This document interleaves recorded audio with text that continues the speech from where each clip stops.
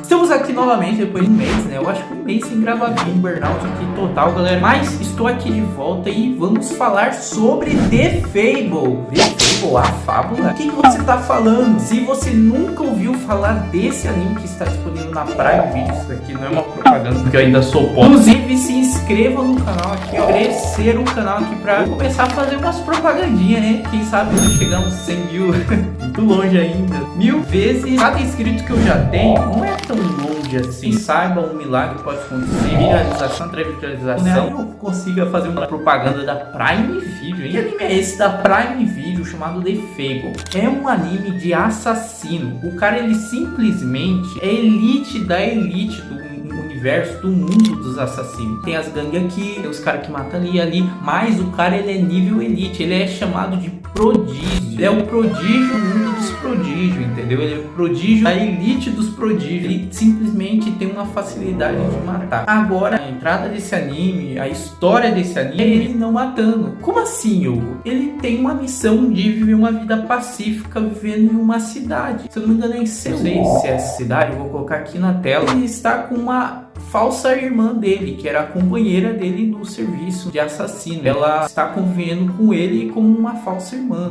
falsos irmãos, lá os dois juntos. Durante isso tem muitas outras aventuras que acontecem, pessoas que forçam ele a voltar a esse lado de assassino, indo ele proteger algumas pessoas, mas como ele é inteligente, como ele é habilidoso, ele consegue fazer as coisas sem precisar matar. É aquele tipo de pessoa como o Saitama do mundo dos assassinos. Eu já vou falar nesse vídeo sobre como assim Saitama no mundo dos assassinos. Antes disso, veja para quem pode ver, escute para quem pode estar. Estamos aqui para mais um vídeo. Bom, galera, vamos começar falando sobre o mangá, né? No canal eu falo muito mais do mangá do que o anime, mas também eu falo sobre o anime. Foco bastante na história, falo um pouco da arte também. Então, se inscreva no canal aí, vocês vão ver bastante vídeo sobre alguns mangás que existem por aí que não tem anime, outros que já tem um anime, alguns, né, até tem anime, mas é esquecido, porém tem um mangá excelente. Enfim, vou falar de diversas obras aqui, então se inscreva no canal. De alguém que é pequeno aqui nessa plataforma, então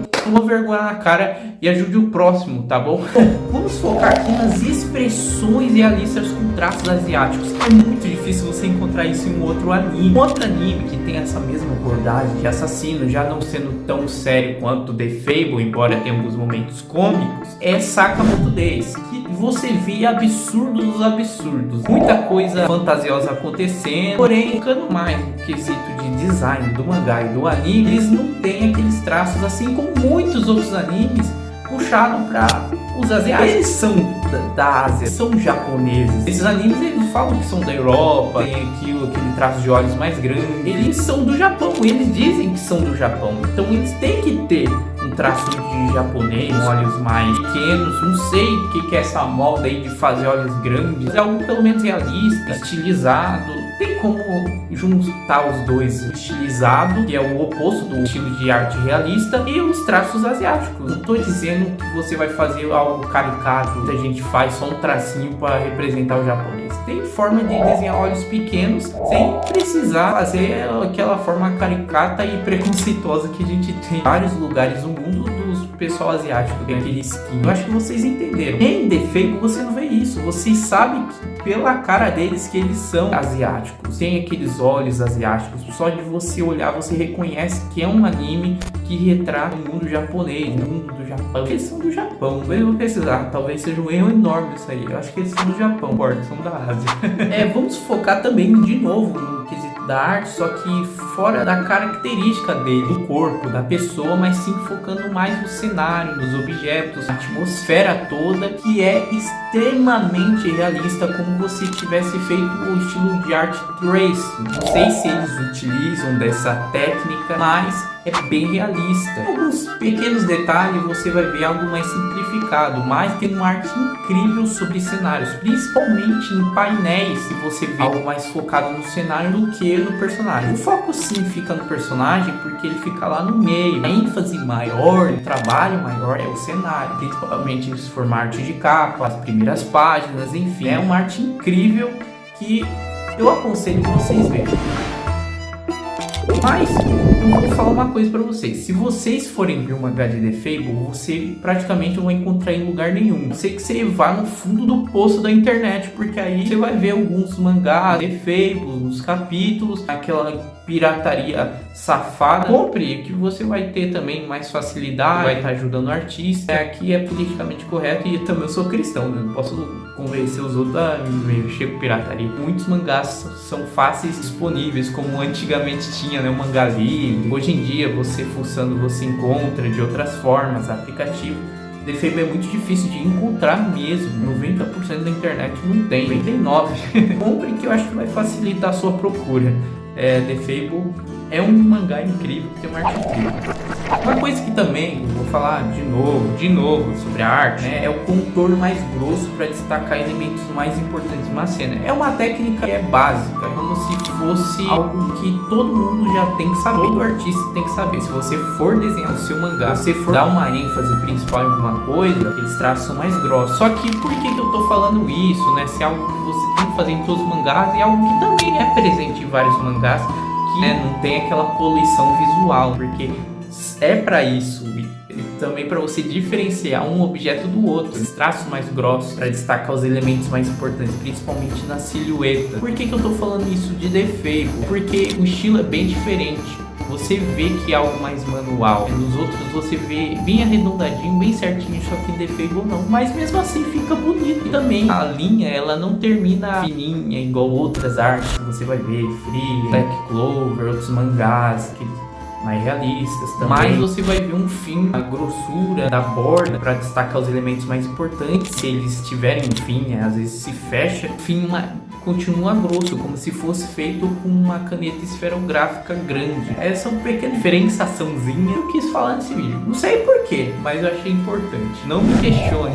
Uma coisa muito interessante que eu quero falar aqui pra vocês é a importância que o autor dá pra cada um dos personagens. Eles não têm uma história durante todo o episódio. Geralmente o autor, ele faz com que todo o episódio da cena ou todo o capítulo seja de uma coisa bem boba e bem besta, né? As coisas mais sérias que ele vai desenvolvendo, ele faz bem picotadinho. Às vezes é uma cena curta, bem profunda, já completa. Às vezes é uma cena curta que faz parte de algo maior, é feito bem picotadinho para cada episódio ou cada cena. Por exemplo, no início do episódio ele tá falando de um assassino que ele teve um final triste, que ele teve uma origem triste, só que ele não puxa muito, ele não vai profundo naquele início, mas ele vai fazendo isso ao decorrer do episódio. Você vai entendendo um pouco do sentimento, da situação e da pessoa, já qual for o elemento abordado na cena, de maneira parcelada. Em alguns momentos já é mais completo. E o que eu falei lá no início? Ele é tipo um Saitama do mundo dos assassinos. Por quê? Porque ele é alguém que você não consegue matar ele. Ele foi abrir uma porta que tinha uma bomba lá. Ele simplesmente pulou de um andar para o outro. Durante uns 5 segundos já estavam 3 andares abaixo. Teve outras cenas, né, em que as pessoas queriam pegar ele, só que ele fez uns negócios lá. Ele é tipo fora da linha, sem limitador, entendeu? Embora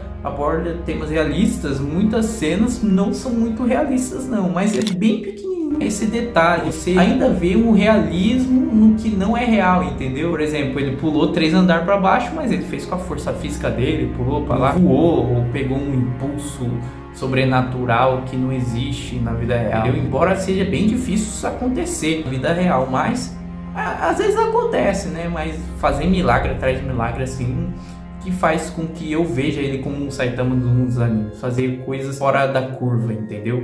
É o fora da curva, essa é a palavra-chave, fora da curva. Akira Sato, o protagonista, ele é fora da curva. Voltando para o que eu estava falando sobre a questão de se aprofundar no personagem, esse Akira Sato, o protagonista de The Fable, ele é um personagem muito interessante porque ele é sério no trabalho que ele faz, mas a vida dele é bem simples, fora do mundo dos assassinos. Por exemplo, não é o Bruce Wayne que é o Batman, é o Batman que é o Bruce Wayne, ou é o contrário. Acho que vocês entenderam. A vida dele é mais assassino, ele não é acostumado muito com a vida cotidiana, porque é a primeira vez que ele tá fazendo aquilo. Talvez mais pra frente no mangá conte sobre a história dele.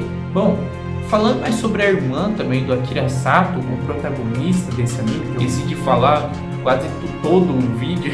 Yoko Sato, o nome é falso, ela é a irmã falsa dele. Ela tem uma característica muito interessante também, assim como uma personalidade não muito séria, fora do mundo dos assassinos, ela também é.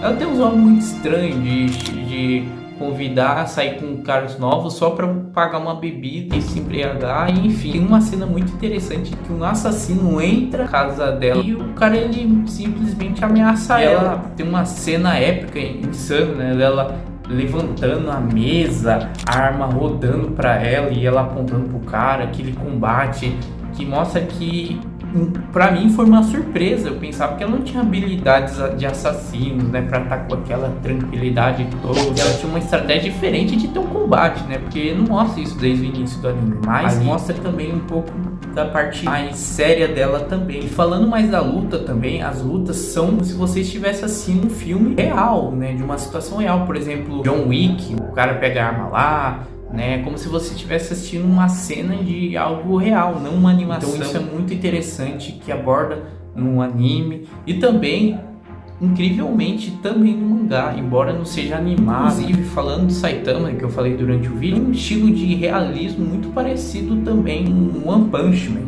Bom, galera, se vocês gostaram, né, se vocês quiserem pesquisar mais sobre, né, eu recomendo vocês comprar o livro, porque é bem difícil você encontrar aí na internet. Decidi fazer um vídeo sobre, o pessoal tá um pouco desanimado aí, porque é bem difícil fazer um vídeo bem feito, sabe? O que vocês acharam desse vídeo? Fale os pontos negativos, positivos, porque tem sido muito difícil você pensar no que falar, entendeu? Eu sou muito, embora eu tenha, sei lá, cerca de 10 anos mexendo com a internet, eu meio que cada vez que eu faço um vídeo parece que eu sou um cara iniciante. Mas enfim, é isso. Muito obrigado a todo mundo que assistiu.